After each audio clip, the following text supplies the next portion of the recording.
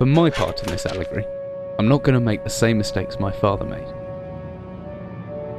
Howard vanished from my mother's life before I was even in it, so when he sent me a letter a few days after Mum's funeral, it was the first I'd ever heard from him. Pity he was dead.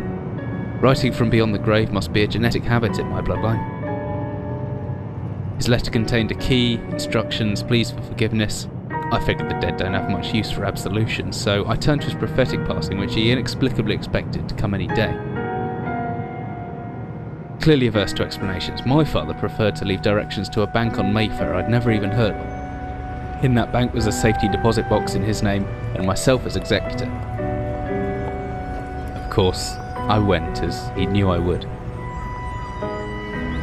I discovered that despite the evidence, he'd been legally declared dead almost 30 years ago, and so the old book and collection of notes I found had, in the eyes of the law, been mine all this time.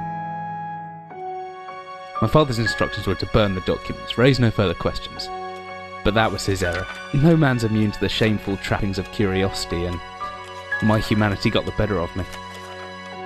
The university I taught at was world-renowned for two things: physics and linguistics. I represented the first, and the man who stood for the second was stumped by my recent acquisition. The book was indecipherable. The notes, however, showed a location somewhere in uninhabited northern Greenland. It took me almost a year to book the last flight I'd ever take. As I watched civilization disappear along with Heathrow, I realised my father had disappeared 3 decades ago, almost to the day, and I considered in turn what it was that I was leaving behind.